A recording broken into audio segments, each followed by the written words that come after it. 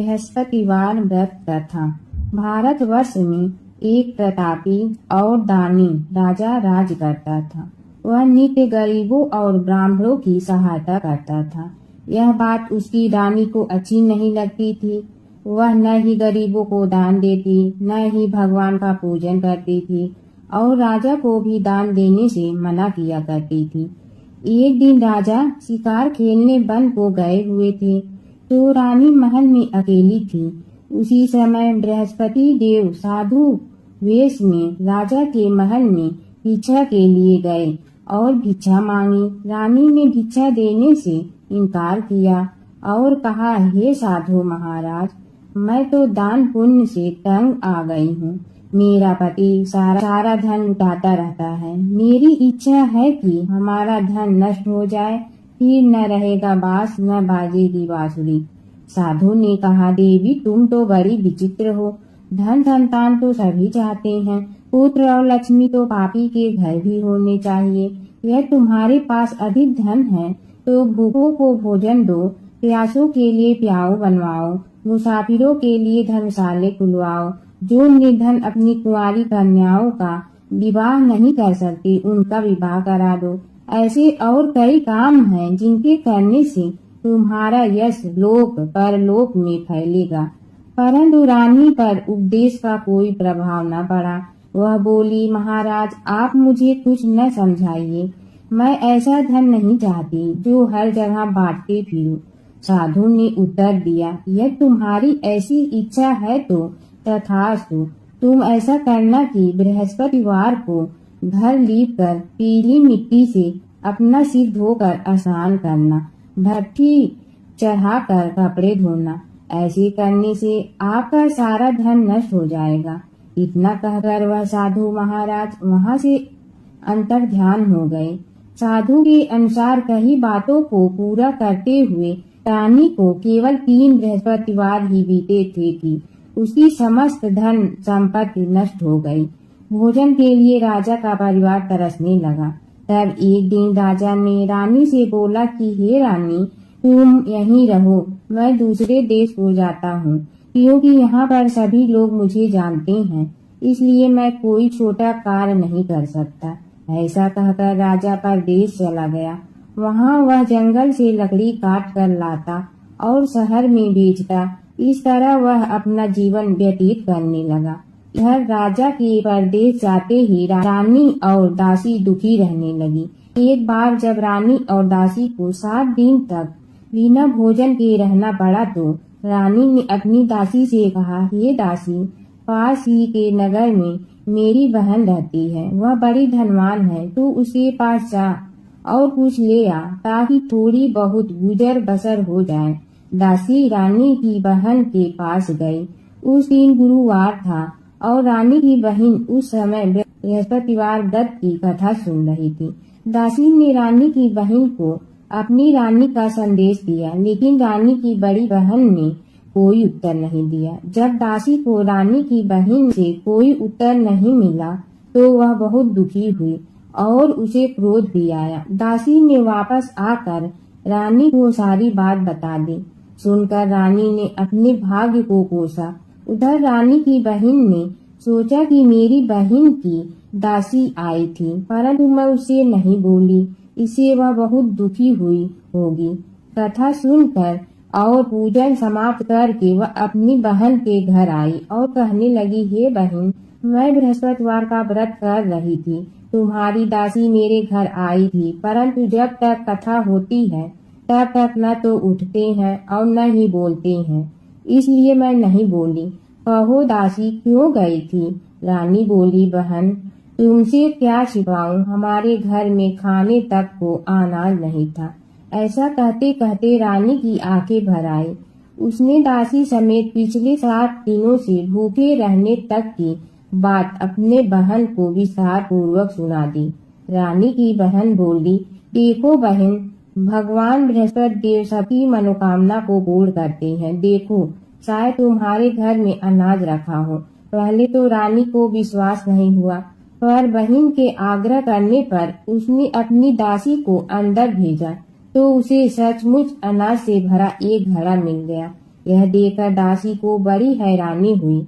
दासी रानी से कहने लगी, हे रानी, जब हमको भोजन नहीं मिलता तो हम व्रत ही तो करते हैं, इसलिए क्यों न इनसे व्रत और कथा की विधि पूछ लिया जाए ताकि हम भी व्रत कर सके। तब रानी ने अपनी बहन से बृहस्पतिवार व्रत के बारे में पूछा। उसकी बहन ने बताया, बृहस्पतिवार के व्रत में चने की दाल और मुनक्का से विष्णु भगवान का केले की जड़ में पूजन करें तथा दीपक जलाएं, व्रत कथा सुने और पीला भोजन ही करें। इससे बृहस्पति देव प्रसन्न होते हैं। व्रत और पूजन विधि बताकर रानी की बहन अपने घर को लौट गई। 7 दिन के बाद जब गुरुवार आया तो रानी और दासी ने व्रत रखा। गुड़साल में जाकर चना और गुड़ लेकर आए, फिर उससे केले की जड़ तथा विष्णु भगवान का पूजन किया। अब पीला भोजन कहाँ से आए, इस बात को लेकर दोनों बहुत दुखी थी, क्योंकि उन्होंने व्रत रखा था, इसलिए बृहस्पति देव उनसे प्रसन्न थे। इसलिए वे एक साधारण व्यक्ति का रूप धारण कर 2 थालों में सुंदर पीला भोजन दासी को दे गए। भोजन पाकर दासी प्रसन्न हुई और फिर रानी के साथ मिलकर भोजन ग्रहण किया। उसके बाद वे सभी गुरुवार को व्रत और पूजन करने लगी। बृहस्पति भगवान की कृपा से उनके पास फिर से धन संपत्ति आ गई, परंतु रानी फिर से पहले की तरह आलस करने लगी। तब दासी बोली, देखो रानी, तुम पहले भी इस प्रकार का आलस करती थी, तुम्हें धन रखने में कष्ट होता था, इस कारण सभी धन नष्ट हो गया, और अब जब भगवान बृहस्पति की कृपा से धन मिला है तो तुम्हें फिर से आलस क्यों आता है। रानी को समझाते हुए दासी कहती है कि बड़ी मुसीबतों के बाद हमने यह धन पाया है, इसलिए हमें दान पुण्य करना चाहिए, भूखे मनुष्यों को भोजन कराना चाहिए और धन को शुभ कार्यों में खर्च करना चाहिए, जिससे तुम्हारे कुल का यश बढ़ेगा, स्वर्ग की प्राप्ति होगी और पितृ प्रसन्न होंगे। दासी की बात मानकर रानी अपना धन शुभ कार्यों में खर्च करने लगी, जिससे पूरे नगर में उसका यश फैलने लगा। बृहस्पतिवार व्रत कथा के बाद श्रद्धा के साथ आरती की जानी चाहिए। इसके बाद प्रसाद बांटकर उससे ग्रहण करना चाहिए। एक दिन राजा दुखी होकर जंगल में एक पेड़ के नीचे आसन जमा कर बैठ गया। वह अपनी दशा को याद करके व्याकुल होने लगा। बृहस्पतिवार का दिन था। एकाएक उसने देखा कि निर्जन वन में एक साधु प्रकट हुआ। वह साधु भेष में स्वयं बृहस्पति देवता थे। लकड़हारे के सामने आकर बोले, हे लकड़हारे, इस सुनसान जंगल में तू चिंता मग्न क्यों बैठा है।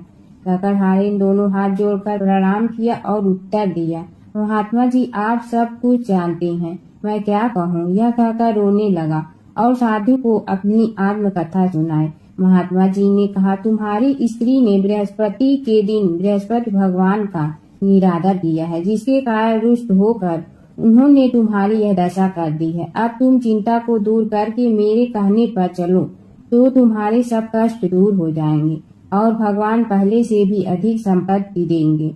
तुम बृहस्पति के दिन कथा किया करो। 2 पैसे चना मुनक्का लाकर उसका प्रसाद बनाओ और शुद्ध जल से लोटे में शक्कर मिलाकर अमृत तैयार करो। कथा के पश्चात अपने सारे परिवार और चुनने वाले प्रेमियों में अमृत व प्रसाद बांटकर आप भी ग्रहण करो। ऐसा करने से भगवान तुम्हारी सब मनोकामनाएं पूरी करेंगे। साधु के ऐसे वचन सुनकर लकड़हारा बोला, हे प्रभु, मुझे लकड़ी बेचकर इतना पैसा नहीं मिलता जिससे भोजन के उपरांत कुछ बचा सकूं। मैंने रात्रि में अपनी स्त्री को व्याकुल देखा है। मेरे पास कुछ भी नहीं जिससे मैं उसकी खबर मंगा सकूं। साधु ने कहा, हे लकड़हारे, तुम किसी बात की चिंता मत करो। बृहस्पति के दिन तुम रोजाना की तरह लकड़ियां लेकर शहर को जाओ। तुमको रोज से दुगना धन प्राप्त होगा, जिससे तुम भली भांति भोजन कर लोगे तथा बृहस्पति देव की पूजा का सामान भी आ जाएगा। इतना कहकर साधु अंतर ध्यान हो गया। धीरे धीरे समय व्यतीत होने पर फिर वही बृहस्पतिवार का दिन आया। लकड़हारा जंगल से लकड़ी काट कर किसी शहर में बेचने गया। उसे उस दिन और दिन से अधिक पैसा मिला। राजा ने चना गुड़ आदि लाकर गुरुवार का व्रत किया। उस दिन से उसके सभी क्लेश दूर हुए। परंतु जब दोबारा गुरुवार का दिन आया तो बृहस्पतिवार का व्रत करना भूल गया। इस कारण बृहस्पति भगवान नाराज हो गए। उस दिन उस नगर के राजा ने विशाल यज्ञ का आयोजन किया तथा शहर में यह घोषणा करा दी कि कोई भी मनुष्य अपने घर में भोजन न बनावे, न आग जलावे। समस्त जनता मेरे यहाँ भोजन करने आवे। इस आज्ञा को जो न मानेगा उसे फांसी की सजा दी जाएगी। इस तरह की घोषणा संपूर्ण नगर में करवा दी गई। राजा की आज्ञा अनुसार शहर के सभी लोग भोजन करने गए, लेकिन लकड़हारा कुछ देर से पहुंचा। इसलिए राजा उसको अपने साथ घर लिवा ले गए और ले जाकर भोजन करा रहे थे तो रानी की दृष्टि उस खूंटी पर पड़ी जिस पर उसका हार लटका हुआ था। वह वहां पर दिखाई नहीं दिया। रानी ने निश्चय किया कि मेरा हार इस मनुष्य ने चुरा लिया है। उसी समय सिपाहियों को बुलाकर उसको कारागार में डलवा दिया। जब लकड़हारा कारागार में पड़ गया तो बहुत दुखी होकर विचार करने लगा कि न जाने कौन से पूर्व जन्म के कर्म से मुझे यह दुख प्राप्त हुआ है, और उसी साधु को याद करने लगा जो कि जंगल में मिला था। उसी समय तत्काल बृहस्पति देव साधु के रूप में प्रकट हुए और उसी दशा को देखकर कहने लगे, अरे मूर्ख, तूने बृहस्पति देव की कथा नहीं करी, इस कारण तुझे दुख प्राप्त हुआ है। अब चिंता मत कर। बृहस्पतिवार के दिन कारागार के दरवाजे पर 4 पैसे पड़े मिलेंगे, उनसे तू बृहस्पति देव की पूजा करना, तेरे सभी कष्ट दूर हो जाएंगे। बृहस्पति के दिन उसे 4 पैसे मिले। लकड़हारे ने कथा कही। उसी रात्रि को बृहस्पति देव ने उस नगर के राजा को स्वप्न में कहा, हे राजा, तुमने जिस आदमी को कारागार में बंद कर दिया है वह निर्दोष है, वह राजा है, उसे छोड़ देना। रानी की हार उसी खूंटी पर लटका है। अगर तू ऐसा नहीं करेगा तो मैं तेरे राज्य को नष्ट कर दूंगा। इस तरह रात्रि के स्वप्न को देखकर राजा प्रातः काल उठा और खूंटी पर हार देखकर लकड़हारे को बुलाकर क्षमा मांगी तथा लकड़हारे को योग सुंदर वस्त्र आभूषण देकर विदा कर दिया। बृहस्पति देव की आज्ञा अनुसार लकड़हारा अपने नगर को चल दिया। राजा जब अपने नगर के निकट पहुंचा तो उसे बड़ा आश्चर्य हुआ।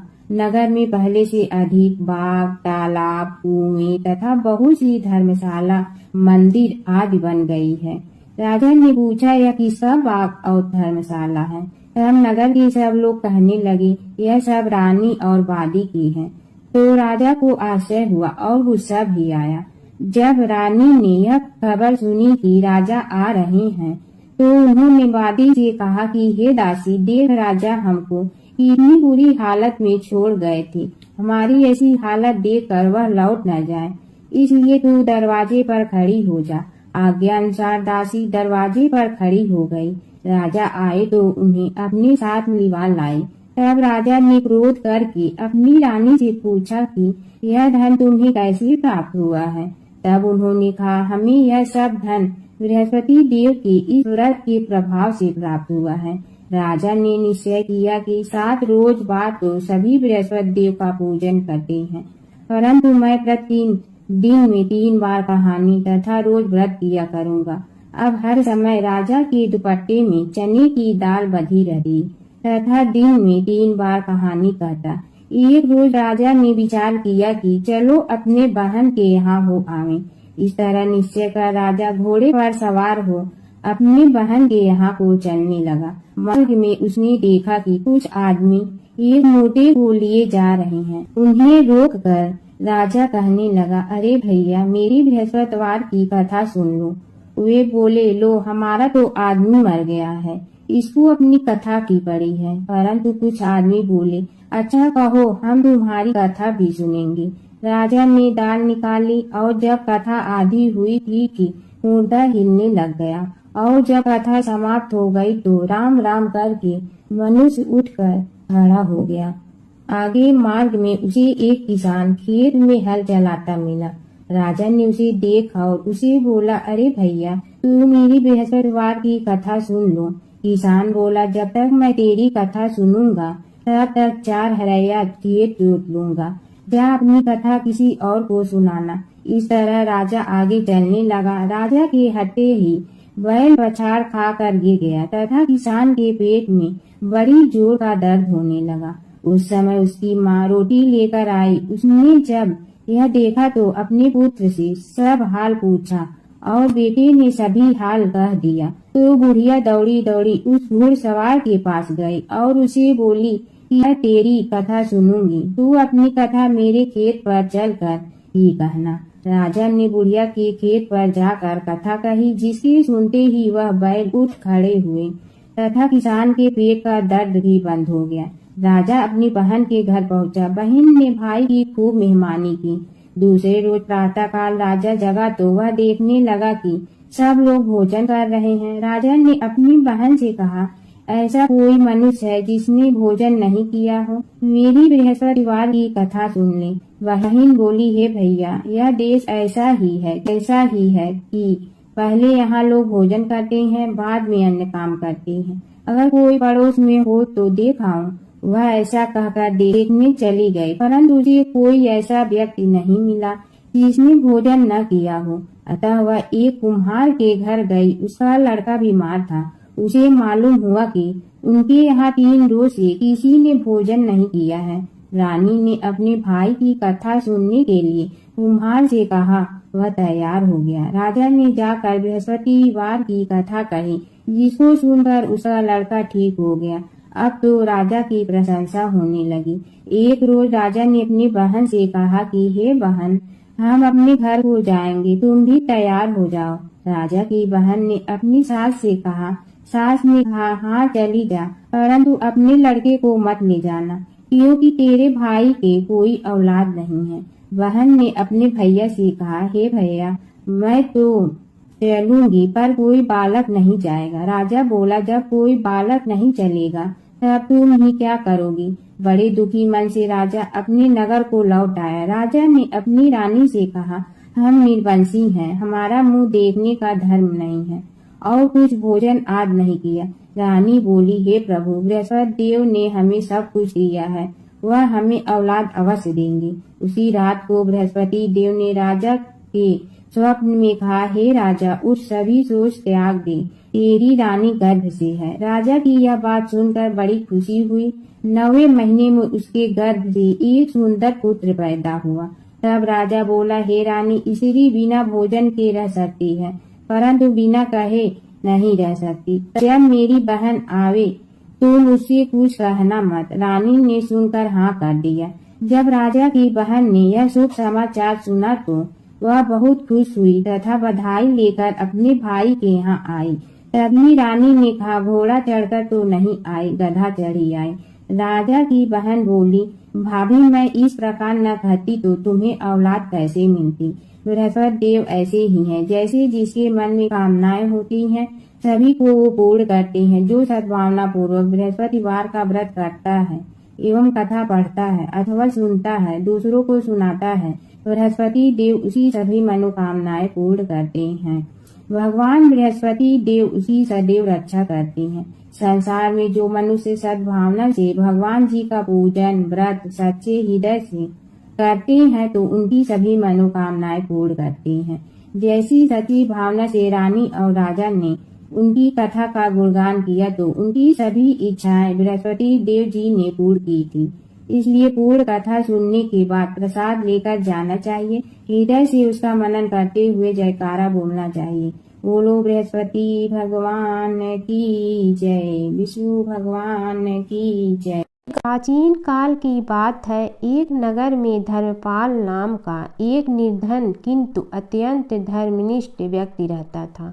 वह न तो अधिक पूजा पाठ जानता था और न ही उसके पास धन था, परंतु उसके हृदय में भगवान विष्णु के प्रति अपार श्रद्धा थी। प्रतिदिन प्रातः स्नान कर भगवान विष्णु का स्मरण करता और तुलसी दल अर्पित करता। तब भी वह हरि नाम का जाप करता रहता। एक दिन किसी कारणवश वह पूजा न कर सका। मन में ग्लानि हुई और रात को उसने भगवान विष्णु से क्षमा याचना की। उसी रात उसे स्वप्न में विष्णु ने दर्शन दिए और कहा, हे भक्त, जो भी व्यक्ति श्रद्धा से मेरा स्मरण करता है, मैं उसके सभी पाप हर लेता हूँ। भक्ति में विधि नहीं, भाव प्रधान होता है। कुछ समय बाद धर्मपाल के जीवन की सभी कठिनाइयाँ दूर हो गई। उसके घर में सुख, शांति और समृद्धि आ गई। अंत समय में उसे वैकुंठ लोक की प्राप्ति हुई। विष्णु भगवान की कथा। एक नगर में एक सेठ व एक सेठानी रहते थे और सेठानी रोज विष्णु भगवान की पूजा करती थी। सेठ को उसका पूजा करना बिल्कुल अच्छा नहीं लगता था। इसी वजह से एक दिन सेठ ने सेठानी को घर से निकाल दिया। घर से निकलने पर वह जंगल की ओर गई तो देखा 4 आदमी मिट्टी खोदने का काम कर रहे थे। उसने कहा कि मुझे नौकरी पर रख लो। उन्होंने उसे रख लिया, लेकिन मिट्टी खोदने से सेठानी के हाथों में छाले पड़ गए और उसके बाल भी उड़ गए। वह आदमी कहते हैं कि बहन, लगता है तुम किसी अच्छे घर की महिला हो। तुम्हें काम करने की आदत नहीं है। तुम एक काम रहने दो और हमारे घर का काम कर लिया करो। वह चारों आदमी उसे अपने साथ घर ले गए और वह 4 मुट्ठी अनाज लाते और सभी बांट कर खा लेते। एक दिन सेठानी ने कहा कि कल से 8 मुट्ठी अनाज लाना। अगले दिन वह 8 मुट्ठी अनाज लाए और सेठानी पड़ोसन से आग मांग लाई। उसने भोजन बनाया, विष्णु भगवान को भोग लगाया, फिर सभी को खाने को दिया। सारे भाई बोले कि बहन, आज तो भोजन बहुत स्वादिष्ट बना है। सेठानी ने कहा कि भगवान का जूठा है तो स्वाद तो होगा ही। सेठानी के जाने के बाद सेठ भूखा रहने लगा और आस पड़ोस के सारे लोग कहने लगे कि ये तो सेठानी के भाग्य से खाता था। एक दिन सेठ अपनी सेठानी को ढूंढने चल पड़ा। उसने ढूंढते हुए वह भी उस जंगल में पहुंच गया जहां वह चारों आदमी मिट्टी खोद रहे थे। सेठ ने उन्हें देखा तो कहा कि भाई, मुझे भी काम पर रख लो। उन आदमियों ने उसे काम पर रख लिया, लेकिन मिट्टी खोदने से उसके भी हाथों में छाले पड़ गए और बाल उड़ने लगे। उसकी यह हालत देख चारों बोले कि तुम्हें काम की आदत नहीं है, तुम हमारे साथ चलो और हमारे घर में रह लो।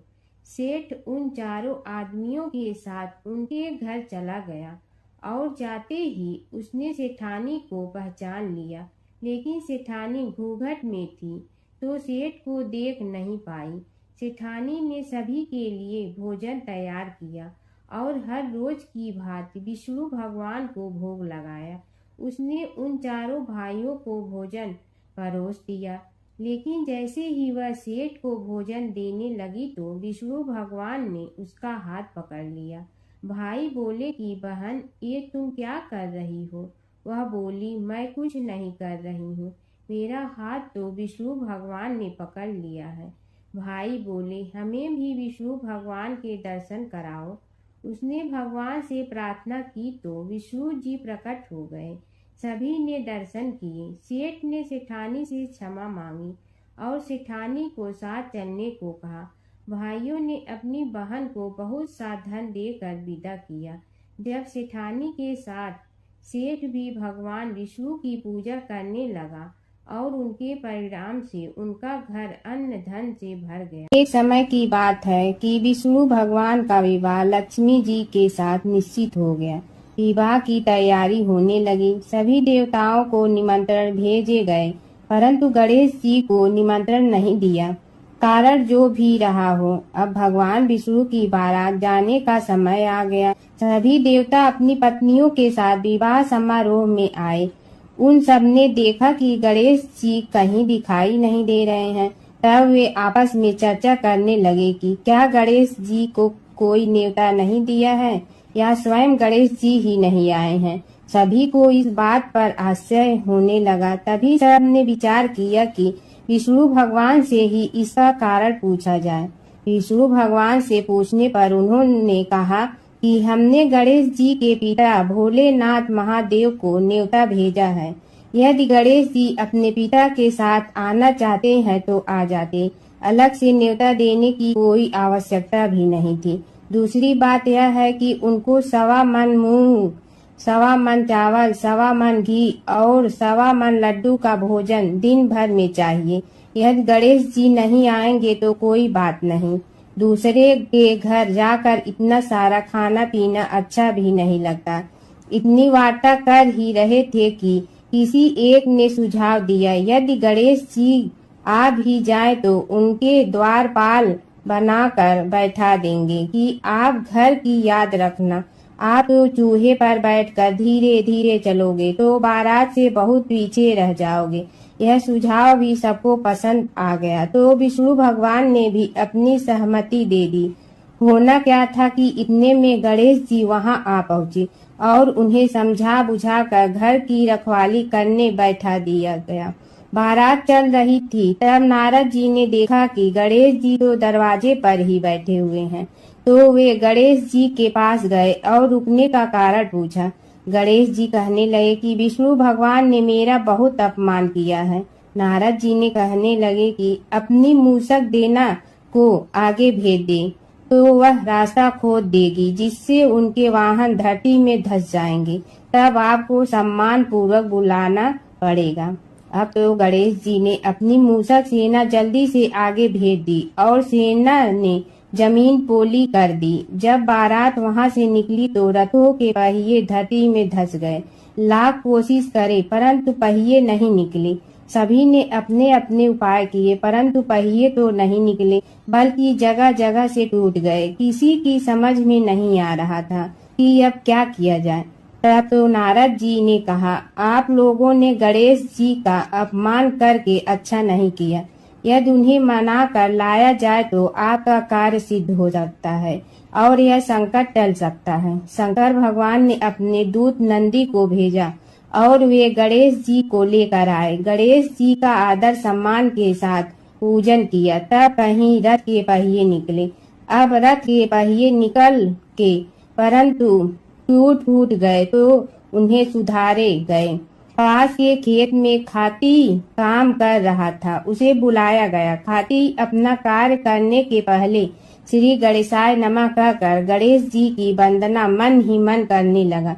देखते ही देखते खाती ने सभी पहियों को ठीक कर दिया। तब खाती कहने लगा कि हे देवताओं, आपने सर्वप्रथम गणेश जी को नहीं मनाया होगा और न ही उनकी पूजन की होगी, इसीलिए तो आपके साथ यह संकट आया है। हम तो मूर्ख अज्ञानी हैं, फिर भी पहले गणेश जी को पूजते हैं, उनका ध्यान करते हैं। आप लोग तो देवतागण हैं, फिर भी आप गणेश जी को कैसे भूल गए। अब आप लोग भगवान श्री गणेश जी की जय बोल कर जाएं तो आपके सब काम बन जाएंगे और संकट कट जाएंगे। ऐसा कहते हुए बारात वहां से चल दी और विष्णु भगवान को लक्ष्मी जी के साथ विवाह संपन्न करा के सभी सकुशल घर लौट आए।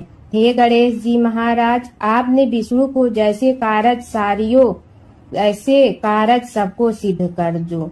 बोलो गजानन भगवान की जय। भगवान विष्णु और नारद की कथा। एक बार नारद मुनि जी ने भगवान विष्णु जी से पूछा, हे भगवान, आपका इस समय सबसे प्रिय भक्त कौन है। अब विष्णु तो भगवान हैं, सो झट से समझ गए अपने भक्त नारद मुनि की बात और मुस्कुरा कर बोले, मेरा सबसे प्रिय भक्त उस गांव का एक किसान है। यह सुनकर नारद मुनि जी थोड़ा निराश हुए और फिर से एक प्रश्न किया, हे भगवान, आपका बड़ा भक्त तो मैं हूँ, तो फिर सबसे प्रिय क्यों नहीं। भगवान विष्णु जी ने नारद मुनि जी से कहा, इसका जवाब तो तुम खुद ही दोगे। जाओ, एक दिन उसके घर रहो और फिर सारी बात मुझे बताना। नारद मुनि जी सुबह सवेरे मुंह अंधेरे उस किसान के घर पहुंच गए। देखा अभी अभी किसान जगा है और उसने अब सबसे पहले अपने जानवरों को चारा देता, फिर मुंह धोता, दैनिक कार्यों से निवृत्त होता, जल्दी जल्दी भगवान का नाम लिया रूखी सूखी रोटी खाकर जल्दी जल्दी अपने खेतों पर चला गया। सारा दिन खेतों में काम किया और शाम को वापस घर आया। जानवरों को अपनी जगह बांधा, उन्हें चारा पानी डाला, हाथ धोया, मुंह धोया, फिर थोड़ी देर भगवान का नाम लिया, फिर परिवार के संग बैठकर खाना खाया और कुछ बातें की और फिर से सो गया। अब सारा दिन यह सब देखकर नारद मुनि जी भगवान विष्णु के पास वापिस आए और बोले, भगवान, मैं आज सारा दिन उस किसान के संग रहा, लेकिन वो तो ढंग से आपका नाम भी नहीं ले सकता। उसने थोड़ी देर सुबह, थोड़ी देर शाम को और भी जल्दी जल्दी आपका ध्यान किया, और मैं तो 24 घंटे सिर्फ आपका ही नाम जपता हूँ। क्या आपका सबसे प्रिय भक्त वो गरीब किसान ही है? भगवान विष्णु जी ने नारद की बात सुनकर कहा, अब इसका जवाब भी तुम मुझे खुद ही देना। और भगवान विष्णु जी ने एक कलश अमृत से भरा नारद मुनि को थमाया और बोले, इस कलश को लेकर तुम तीनों लोकों की परिक्रमा करके आओ, लेकिन ध्यान रहे अगर एक बूंद भी अमृत नीचे गिरा तो तुम्हारी सारी भक्ति और पुण्य नष्ट हो जाएगी। नारद मुनि तीनों लोकों की परिक्रमा करके जब भगवान विष्णु के पास वापस आए तो खुश होकर बोले, भगवान, मैंने एक बूंद भी अमृत नीचे नहीं गिरने दिया। विष्णु भगवान ने पूछा, और इस दौरान तुमने मेरा नाम कितना बार लिया, मेरा स्मरण कितनी बार किया? तो नारद बोले, अरे भगवान जी, मेरा तो सारा ध्यान इस अमृत पर था, फिर आपका ध्यान कैसे करता? भगवान विष्णु ने कहा, हे नारद, देखो उस किसान को, वो अपना कर्म करते हुए भी नियमित रूप से मेरा स्मरण करता है, क्योंकि जो अपना कर्म करते हुए भी मेरा जाप करे वो ही मेरा सबसे प्रिय भक्त है। तुम तो सारे दिन खाली बैठे ही जप करते हो, और जब तुम्हें कर्म दिया तो मेरे लिए तुम्हारे पास समय ही नहीं था। तो नारद मुनि सब समझ गए और भगवान के चरण पकड़कर बोले, हे भगवान, आपने मेरा अहंकार तोड़ दिया, आप धन्य हैं। एक गांव में एक बुढ़िया माई रहती थी।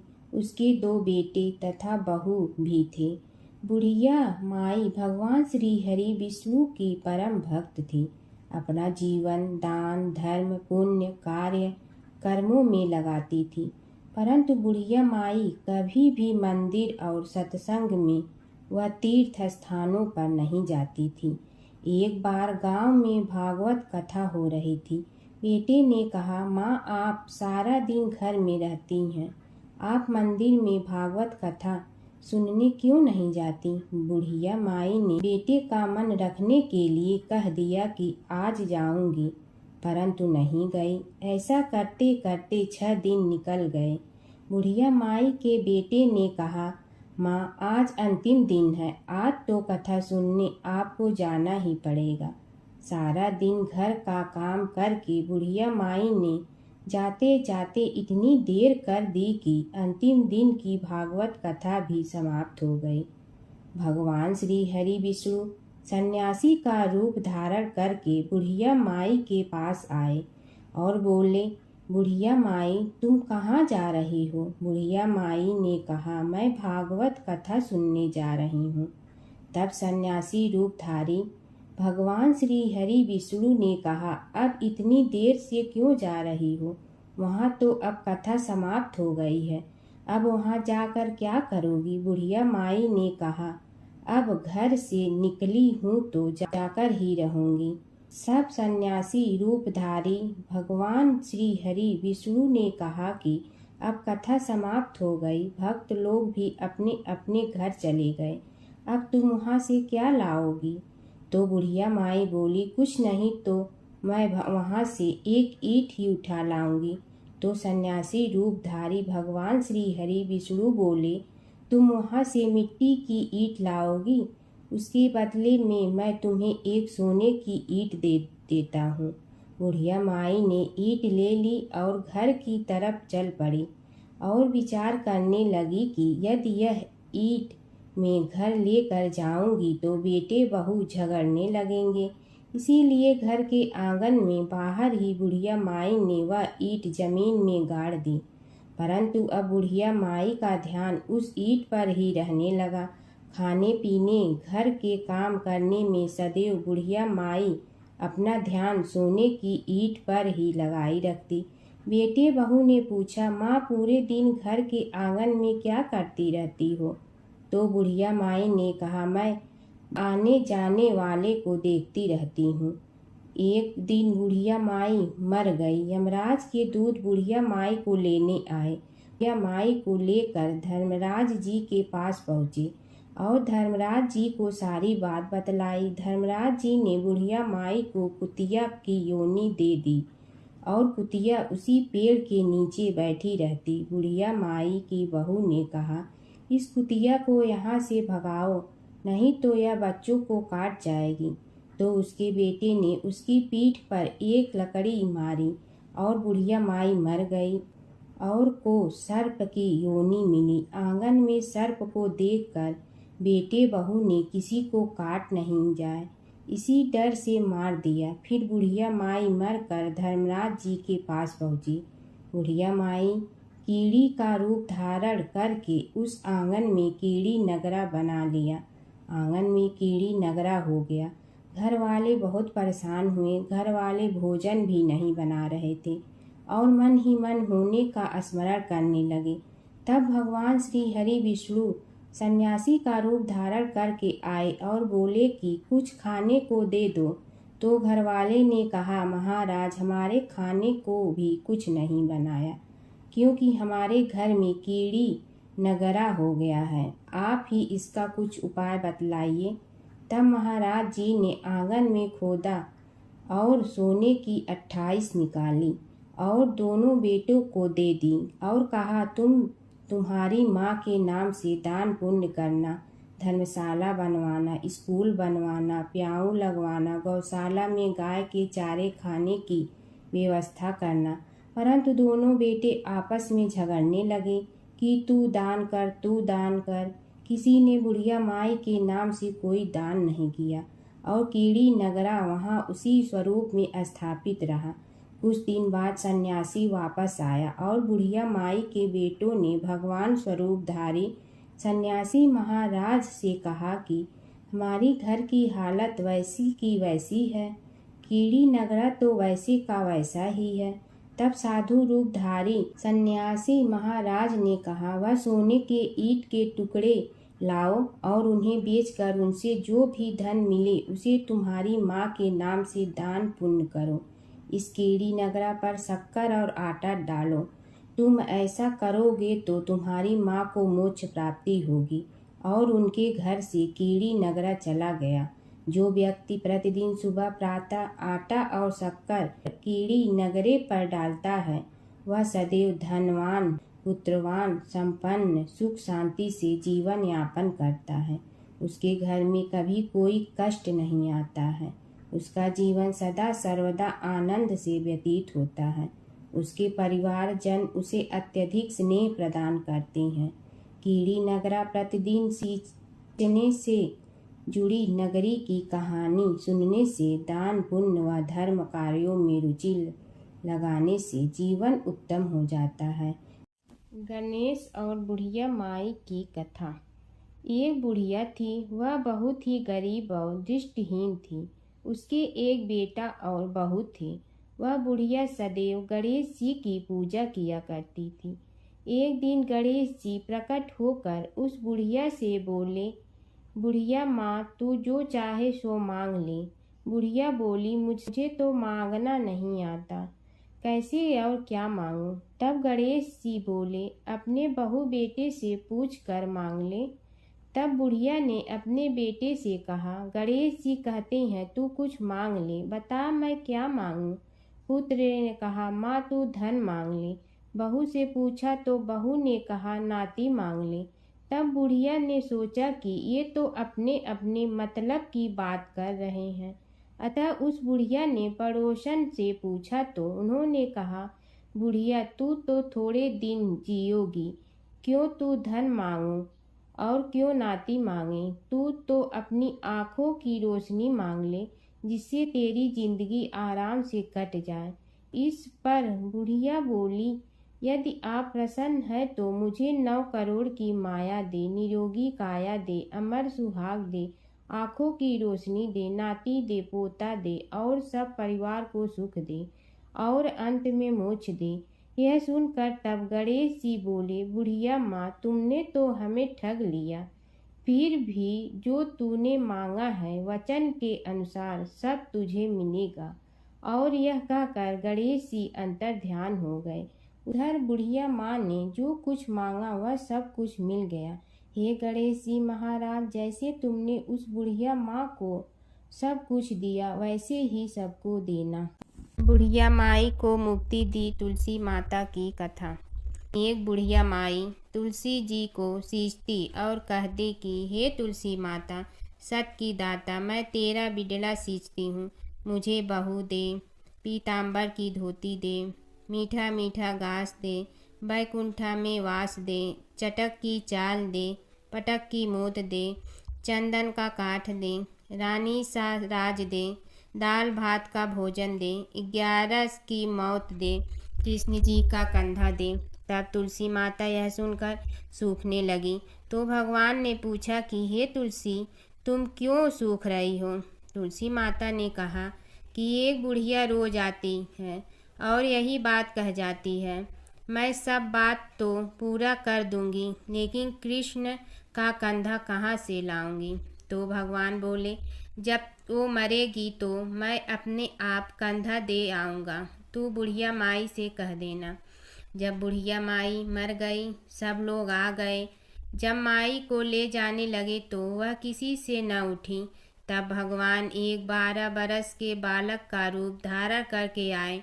बालक ने कहा, मैं कान में एक बात कहूँगा तो बुढ़िया माई उठ जाएगी। बालक ने कान में कहा, बुढ़िया माई मन की निकाल ले, पीताम्बर की धोती ले, मीठा मीठा घास ले, बैकुंठा का वास ले, चटक की चाल ले, पटक की मोत ले, कृष्ण जी का कंधा ले। यह सुनकर बुढ़िया माई हल्की हो गई। भगवान ने कंधा दिया और बुढ़िया माई को मुक्ति मिल गई। हे तुलसी माता, जैसे बुढ़िया माई को मुक्ति दी वैसे सबको देना। प्राचीन काल की बात है। नैमिषारण्य क्षेत्र में ऋषि, महर्षि और साधु संतों का समाज जुड़ा था। उसमें श्री सूत जी भी विद्यमान थे।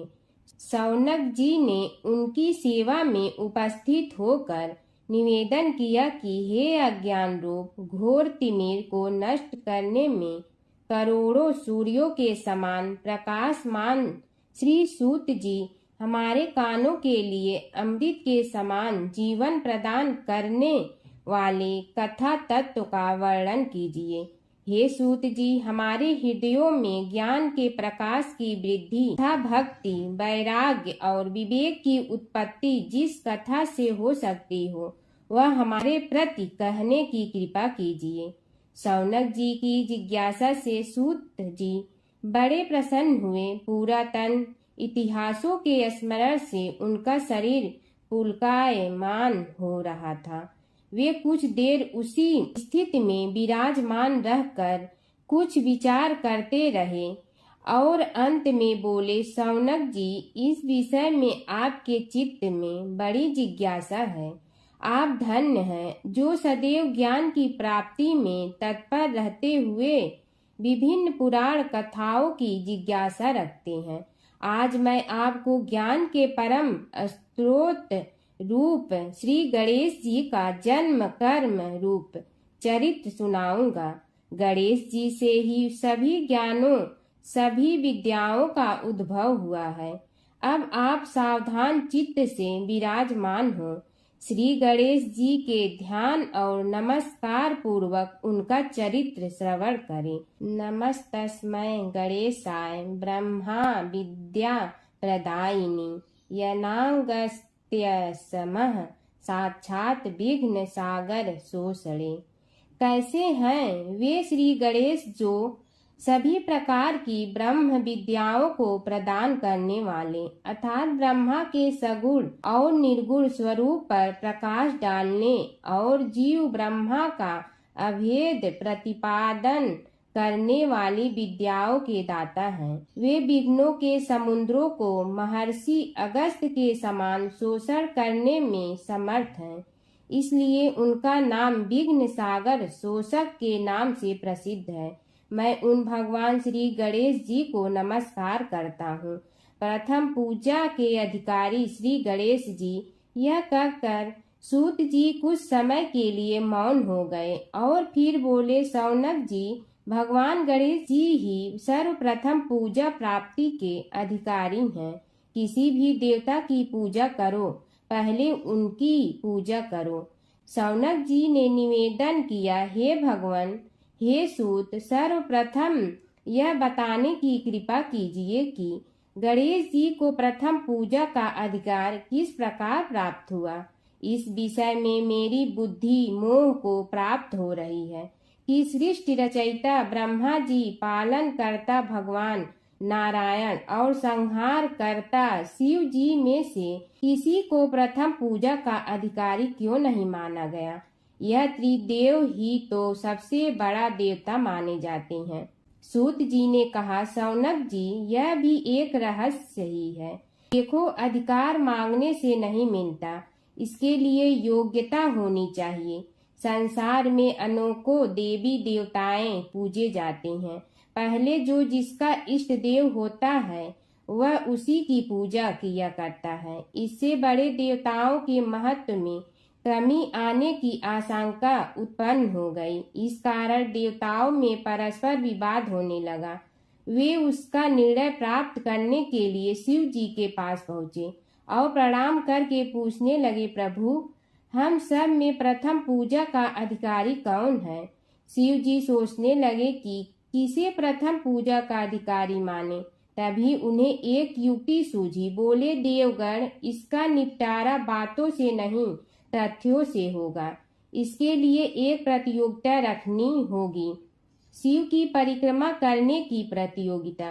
देवगण उनका मुख देखने लगे, शंकित हृदय से सोचने लगे कि कैसी प्रतियोगिता रहेगी। यह शिव जी ने उनके मन के भाव ताड़ लिए, इसलिए सांत्वना भरे शब्दों में बोले, घबराओ मत, कोई कठिन परीक्षा नहीं ली जाएगी।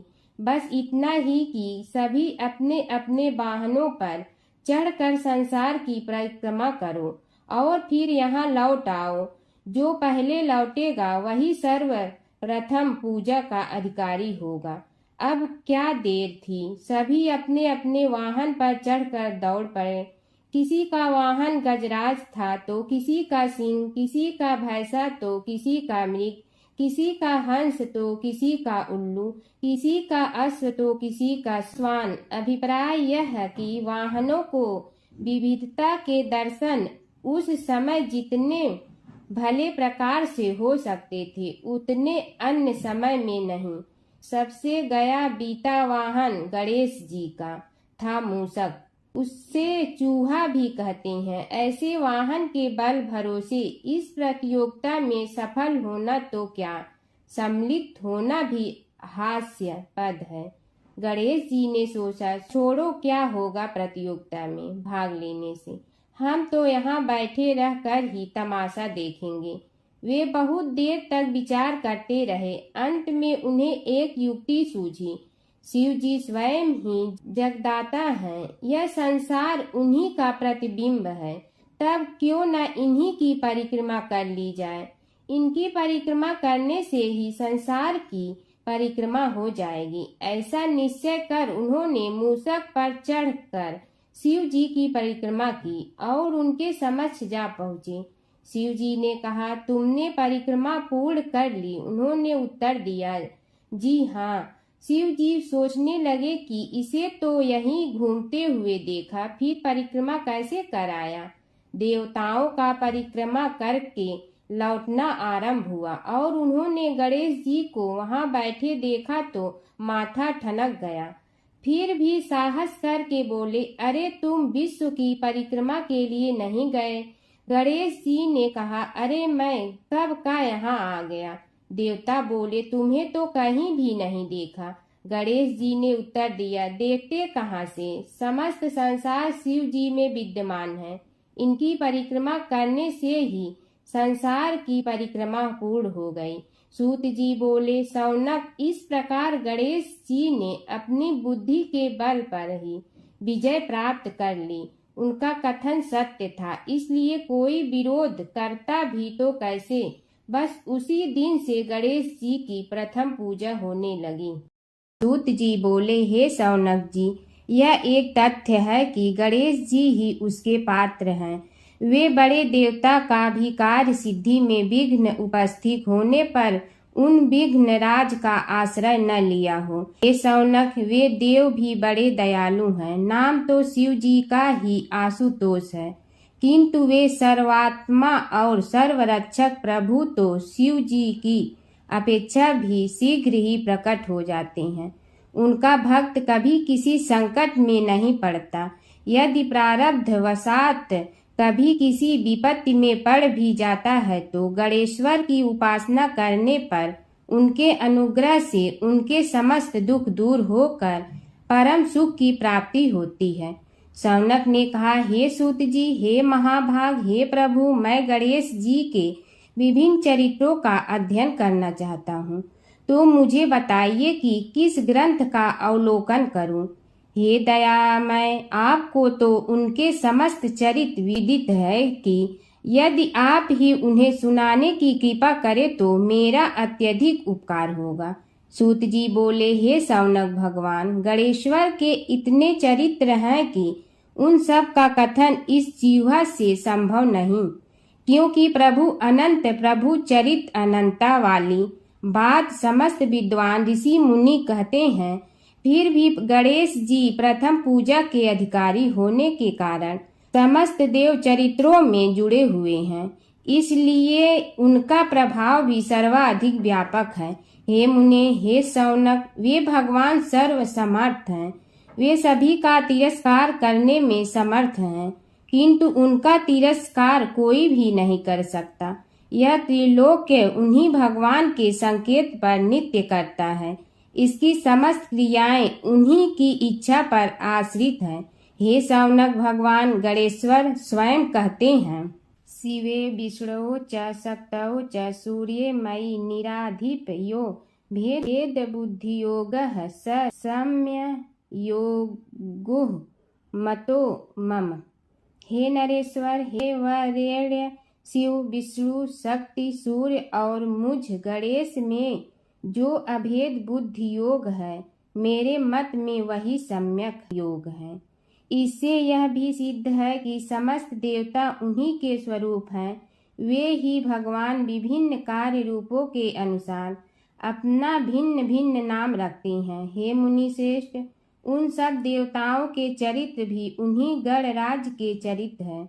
यद्यपि सब चरित्र एक ही ग्रंथ में मिलने में संभव नहीं है, फिर भी गणेश्वर के अनेकों प्रमुख चरित्रों का वर्णन गणेश पुराण में हुआ है। राजा सोमकांत का वृत्तांत कथन। शौनक जी ने पूछा, हे प्रभु, गणेश पुराण का आरंभ किस प्रकार हुआ, यह मुझे बताने की कृपा करे। इस पर सूत जी ने कहने लगे, हे शौनक, यद्यपि गणेश पुराण है तो बहुत प्राचीन, क्योंकि भगवान गणेश्वर तो आदि हैं। न जाने कब से गणेश जी अपने उपासकों पर कृपा करते चले आ रहे हैं।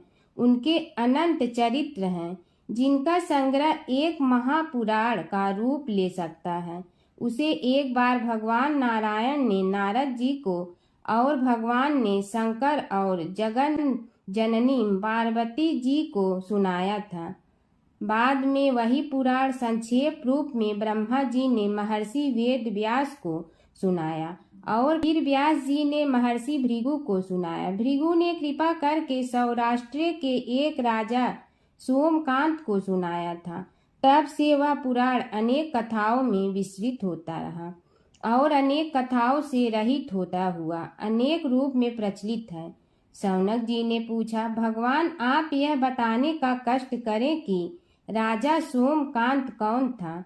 उसने महर्षि से गणेश पुराण का श्रवण कहाँ किया था, उस पुराण के श्रवण से उसे क्या क्या उपलब्धियां हुई।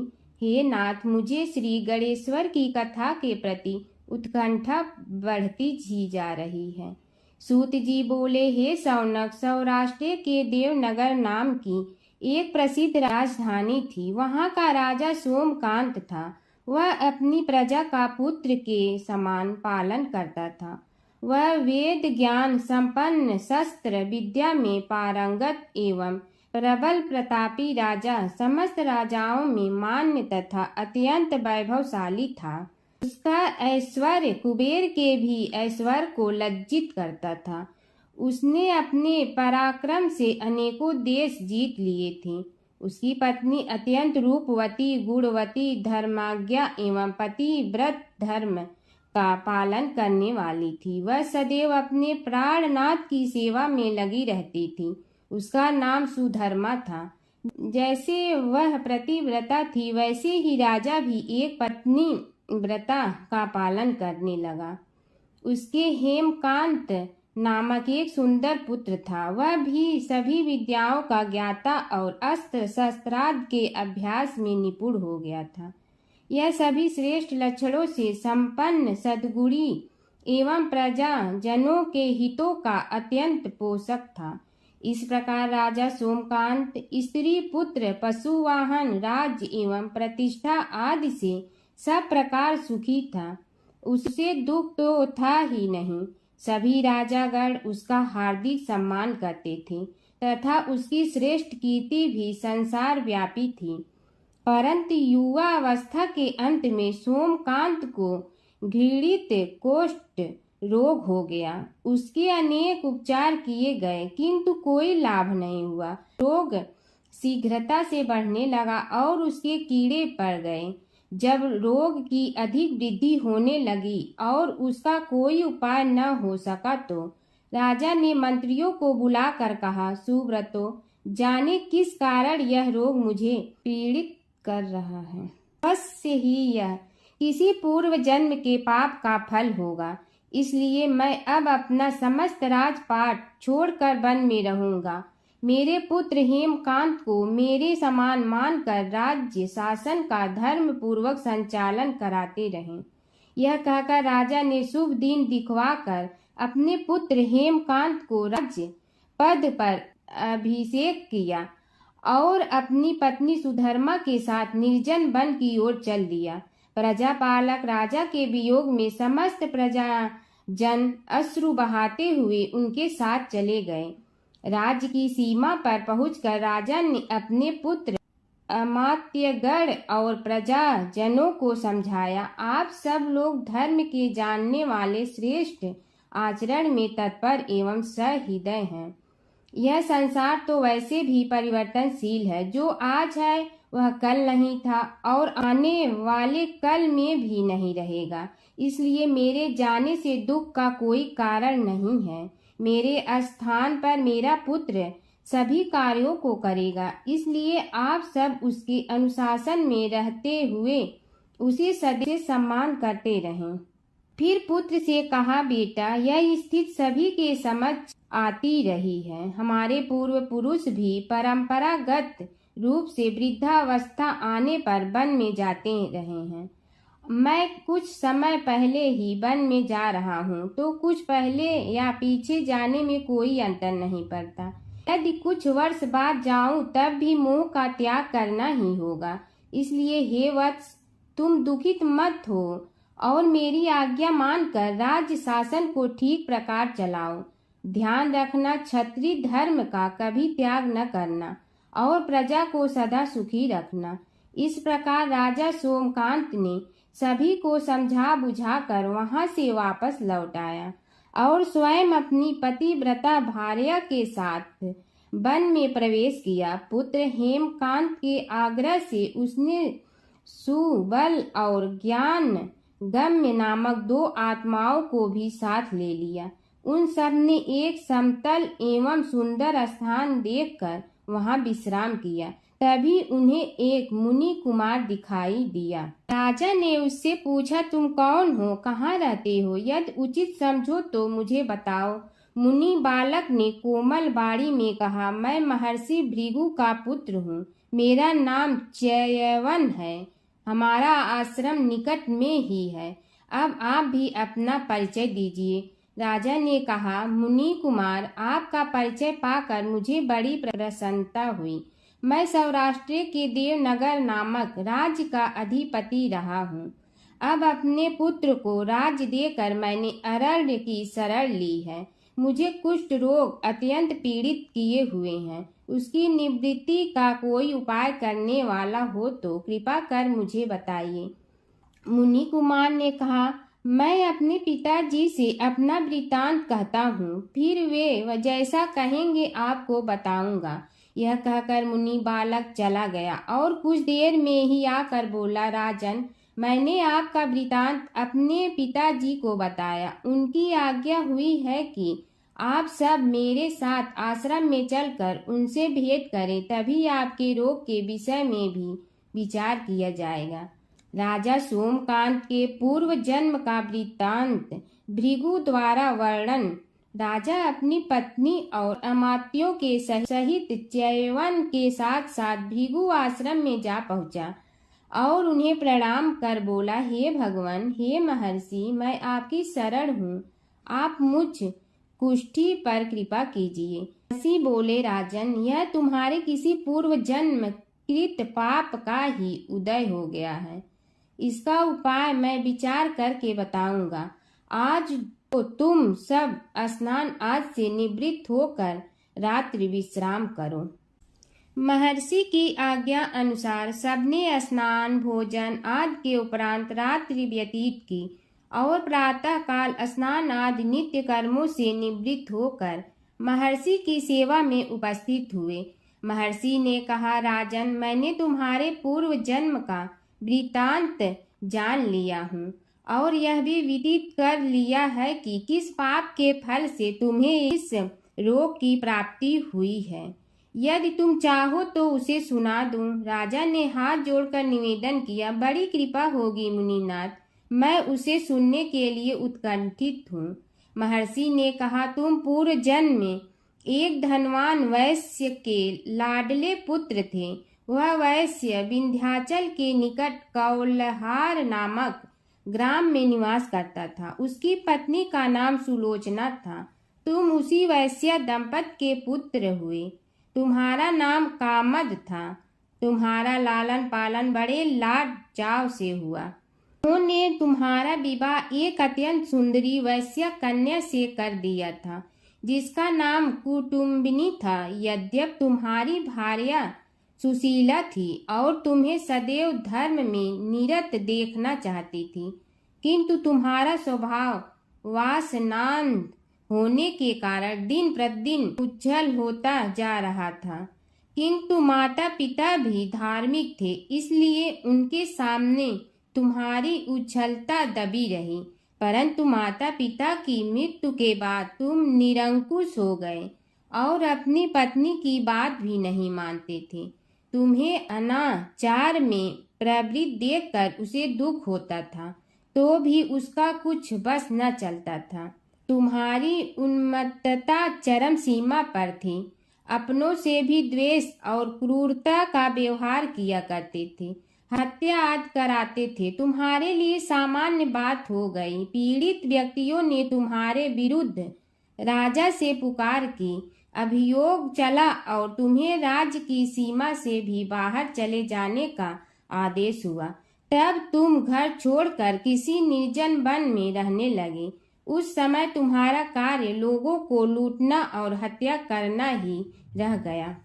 एक दिन माध्याह्न काल था। गुणवर्धक नामक एक विद्वान ब्राह्मण उधर से निकला। बेचारा अपनी पत्नी को लिवाने के लिए ससुराल जा रहा था। तुमने उस ब्राह्मण युवक को पकड़कर लूट लिया।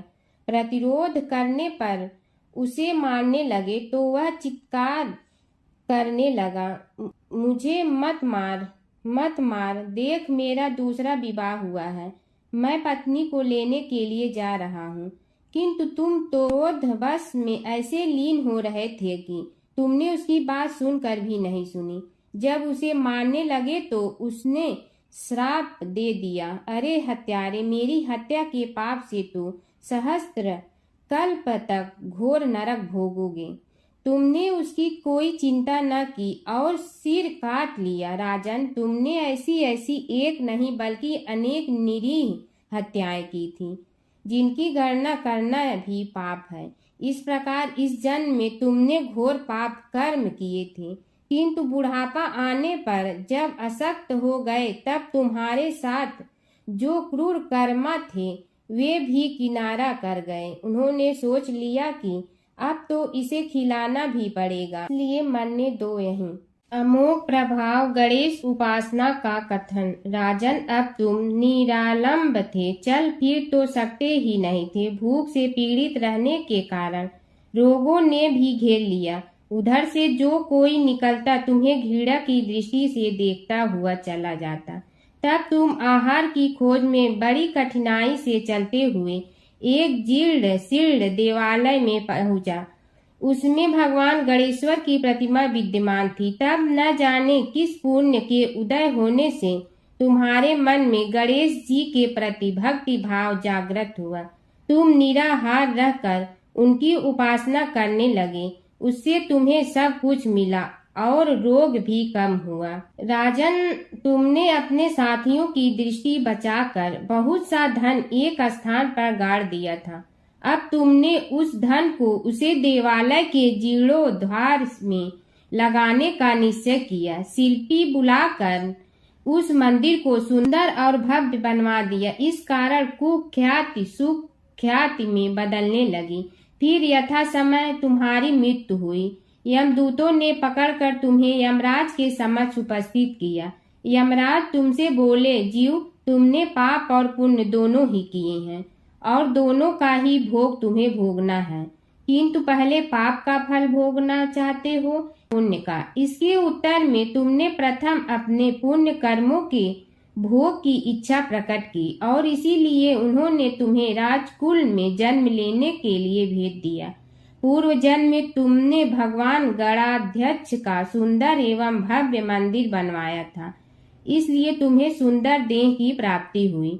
यह कहकर महर्षि भृगु कुछ रुके। उन्होंने देखा कि राजा को इस वृतांत पर शंका हो रही है। तभी महर्षि के शरीर में असंख्य विकराल पक्षी उत्पन्न होकर राजा की ओर झपटे।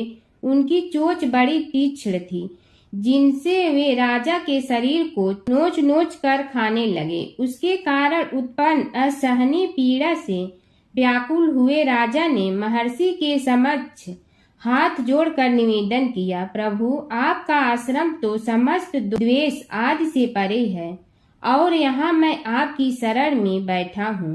तब यह पक्षी मुझे आकर ही क्यों पीड़ित कर रहे हैं? हे मुनिनाथ, इनसे मेरी रक्षा कीजिए। महर्षि ने राजा के अंतर्वचन सुनकर सांत्वना देते हुए कहा, राजन, तुमने मेरे वचनों में शंका की थी और जो मुझ सत्यवादी के कथन में शंका करते हैं उसे खाने के लिए मेरे शरीर से इसी प्रकार पक्षी प्रकट हो जाते हैं, जो कि मेरे हुंकार करने पर भस्म हो जाया करते हैं। यह कर महर्षि ने हुंकार की और तभी वे समस्त पक्षी भस्म हो गए। राजा श्रद्धावनत होकर उनके समक्ष अश्रुपात करता हुआ बोला, प्रभु, अब आप पाप से मुक्त होने का उपाय कीजिए। महर्षि ने कुछ विचार कर कहा, राजन, तुम पर भगवान गणेश्वर की कृपा सहज रूप से है और वे ही प्रभु तुम्हारे पापों को भी दूर करने में समर्थ हैं। इसलिए तुम उनके पाप नाशक चरित्रों का श्रवण करो। गणेश पुराण में उनके चरित्रों का भले प्रकार वर्णन हुआ है, अतएव तुम श्रद्धा भक्ति पूर्वक उसी को सुनने में चित्त लगाओ। राजा ने प्रार्थना की, महामुनि, मैंने गणेश पुराण का नाम भी आज तक नहीं सुना, तो उनके सुनने का सौभाग्य कैसे प्राप्त कर सकूंगा? हे नाथ, आपसे अधिक ज्ञानी और प्रकांड विद्वान और कौन हो सकता है? आप ही मुझ पर कृपा कीजिए। महर्षि ने राजा की दीनता देखकर उसके शरीर पर अपने कमंडल का मंत्रपूत जल छिड़कर तभी राजा को एक छींक आई और नासिका से एक अत्यंत छोटा काले वर्ण का पुरुष बाहर निकल आया। देखते देखते वह बढ़ गया। उसके भयंकर रूप को देखकर राजा कुछ भयभीत हुआ, किंतु समस्त आश्रमवासी वहां से भाग गए। वह पुरुष महर्षि के समक्ष हाथ जोड़कर खड़ा हो गया। उन्हें उसकी ओर देखा और कुछ उच्च स्वर में बोले, तू कौन है, क्या चाहता है? वह बोला, मैं साक्षात पाप हूँ। समस्त पापियों के शरीर में मेरा निवास है। आपके मंत्रपूत जल के स्पर्श से मुझे विवश होकर राजा के शरीर से बाहर निकलना पड़ा है। अब मुझे बड़ी भूख लगी है, बताइए क्या खाऊं और कहाँ रहूं? महर्षि बोले, तू उस आम के अवकाश स्थान में निवास कर और उसी वृक्ष के पत्ते खाकर जीवन निर्वाह कर। यह सुनते ही वह पुरुष आम के वृक्ष के पास पहुंचा, किंतु उसके स्पर्श मात्र से वह वृक्ष जलकर भस्म हो गया। फिर जब पाप पुरुष को रहने के लिए कोई स्थान दिखाई न दिया तो वह भी अंतर्हित हो गया। हर व्रत कथा के साथ पढ़ी और सुनी जाने वाली लपसी तपसी की यह कहानी। एक लपसी था, एक तपसी था। तपसी हमेशा भगवान की तपस्या में लीन रहता था। लपसी रोजाना सवा सेर की लपसी बनाकर भगवान का भोग लगाकर जीम लेता था। एक दिन दोनों लड़ने लगे। तपसी बोला, मैं रोज भगवान की तपस्या करता हूँ, इसलिए मैं बड़ा हूँ। लपसी बोला, मैं रोज भगवान को सवा सेर लपसी का भोग लगाता हूँ, इसलिए मैं बड़ा हूँ। नारद जी वहाँ से गुजर रहे थे। दोनों को लड़ता देखकर उनसे पूछा कि तुम क्यों लड़ रहे हो? तपसी ने खुद के बड़ा होने का कारण बताया और लपसी ने अपना कारण बताया। नारद जी बोले, तुम्हारा फैसला मैं करूँगा। दूसरे दिन लपसी और तपसी नहाकर अपनी रोज की भक्ति करने आए तो नारद जी ने छुपकर 1.25 करोड़ की एक एक अंगूठी उन दोनों के आगे रख दी। तपसी की नज़र उस अंगूठी पर पड़ी जो उसने चुपचाप अंगूठी उठाकर अपने नीचे दबा ली। तब लपसी की नज़र अंगूठी पर पड़ी, लेकिन उसने ध्यान नहीं दिया। भगवान को भोग लगाकर लपसी खाना खाने लगा। नारद जी सामने आए तो दोनों ने पूछा कि कौन बड़ा? तो नारद जी ने तपसी से खड़ा होने को कहा। वो खड़ा हुआ तो उसने नीचे दबी अंगूठी दिखाई पड़ी। नारद जी ने लपसी से कहा, तपस्या करने के बाद भी तुम्हारी चोरी करने की आदत नहीं गई, इसलिए लपसी बड़ा है और तुम्हें तुम्हारी तपस्या का कोई फल भी नहीं मिलेगा। तपसी शर्मिंदा होकर माफ़ी मांगने लगा। उसने नारद जी से पूछा, मुझे मेरी तपस्या का फल कैसे मिलेगा? नारद जी ने कहा, यदि कोई गाय और कुत्ते की रोटी नहीं बनाएगा तो फल तुम्हें मिलेगा। यदि कोई ब्राह्मण को भोजन करवा कर दक्षिणा नहीं देगा तो फल तुम्हें मिलेगा। यदि कोई साड़ी के साथ ब्लाउज नहीं देगा तो फल तुझे मिलेगा। यदि कोई दिए से दिया जलाएगा तो फल तुम्हें मिलेगा। यदि कोई सारी कहानी सुने लेकिन तुम्हारी कहानी नहीं सुने तो फल तुझे मिलेगा। उसी दिन से हर व्रत कथा कहानी के साथ लपसी तपसी की कहानी भी सुनी और कही जाती है।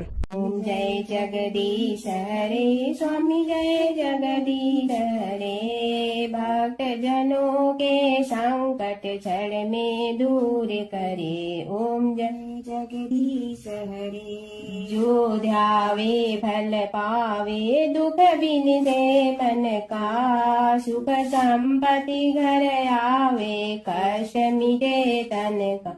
ओम जय जगदीश हरे, मात पिता तुम मेरे, शरण कहूँ किसकी, तुम विनय और न दूजा, आस करूँ जिसकी। ओम जय जगदीश हरे, तुम पूर्ण परमात्मा, तुम अंतर्यामी, पार ब्रह्म परमेश्वर, तुम सबके स्वामी। ओम जय जगदीश हरे, तुम बिंदा के सागर, तुम पालन करता, मैं मूर्ख कल काम, कृपा करो भरता।